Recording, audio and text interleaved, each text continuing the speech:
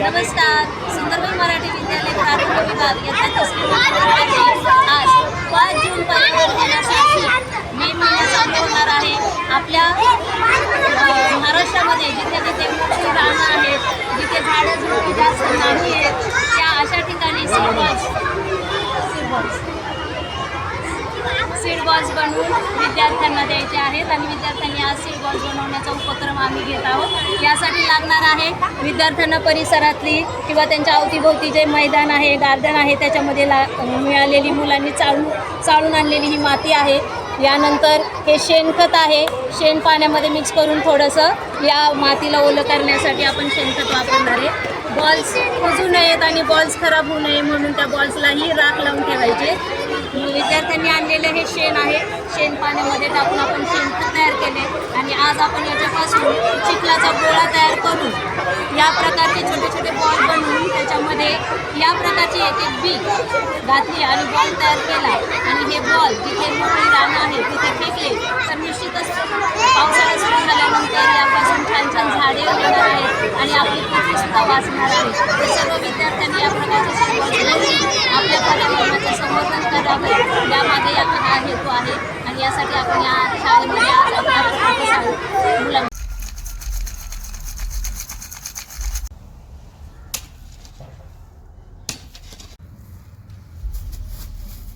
छान वाटला. हा उपक्रम निश्चितच मुलांना भावी आयुष्यासाठी प्रेरणा देणारे, आपलं पर्यावरण यानं वाचणार आहे आणि झाडांची संख्या वाढली तर एकूणच पावसाचं प्रमाण वाढणार आहे. पावसाचं प्रमाण वाढल्यानंतर अनेक ठिकाणी झाडं आली तर आपल्याला त्याची सावली मिळणार आहे, काही औषधी वनस्पती मिळणार आहे आणि त्यातून एकूणच आपल्याला आणि मुलांना एक चांगली प्रेरणा जाणार आहे, चांगला संदेश जाणार आहे. ओके, धन्यवाद.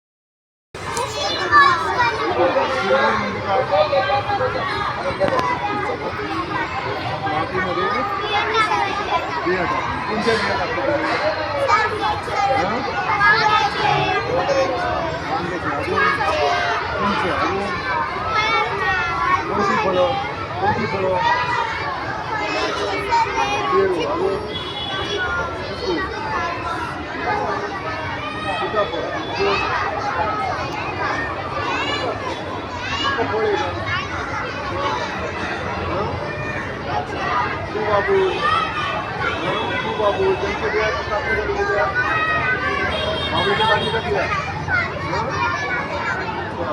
माती कुठून आणली तुम्ही? कोणत्या परिसरातून आणली?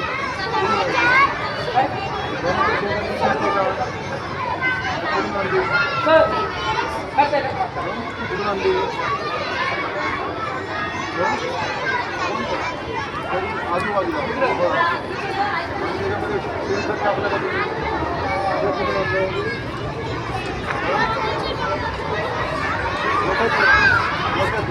गटामध्ये का तुमच्या शेडवॉल तयार झाल्यावर काय करणार आहे तुम्ही?